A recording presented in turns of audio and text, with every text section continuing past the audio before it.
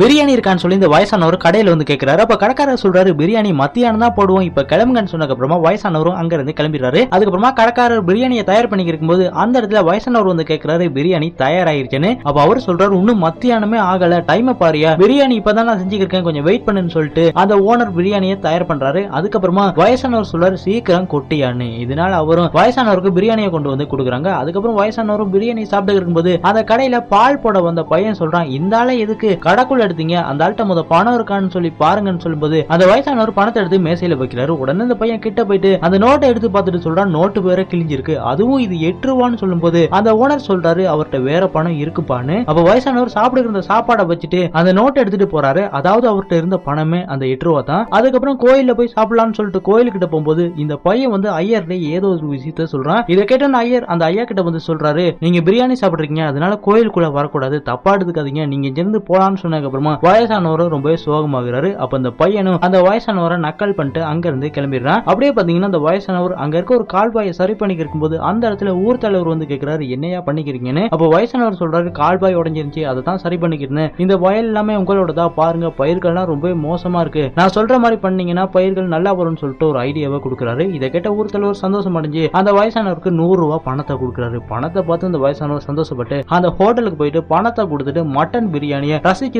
சாப்பிட ஆரம்பிக்கிறாரு. அப்ப அந்த இடத்துல ஒருத்தன் டீ குடிக்க வந்திருப்பான். அவனுமே வயசானவர் சாப்பிடுறத பார்த்த உடனே டீ கேன்சல், எனக்கும் மட்டன் பிரியாணி கொண்டு வாங்கன்னு சொல்லிட்டு அங்க வந்து அவங்க எல்லாருமே வயசானவர் சாப்பிடுற பிரியாணியை பார்த்த உடனே எல்லாருமே பிரியாணியை ஒரு பொடி பிடிக்க ஆரம்பிக்கிறாங்க. இதனால பாத்தீங்கன்னா அந்த ஓனருக்குமே நிறைய பணம் கிடைக்குது. இதனால சந்தோஷம் அடைஞ்ச அந்த ஓனர் வந்து வயசானவர்கிட்ட சொல்றாரு பிரியாணி சாப்பிட்டது போதுமானு. அப்ப வயசானவர் சொல்றாரு உப்பு தான் கொஞ்சம் கம்மியா இருக்குன்னு. அப்ப அந்த ஓனர் சொல்றாரு சாப்பிடும் போது தெரியலையான்னு. அதுக்கப்புறமா ஓனர் சொல்றாரு டெய்லி நீங்க இந்த ஹோட்டலுக்கு வாங்க, உங்களுக்கு ஃப்ரீயாவே சாப்பாடு தரேன், நீங்க சாப்பிடுறத பார்த்து தான் மத்தவங்க சாப்பிட்டாங்க, அதனால தான் எனக்கு வருமானம் கிடைச்சுன்னு அவர் சொல்றாரு.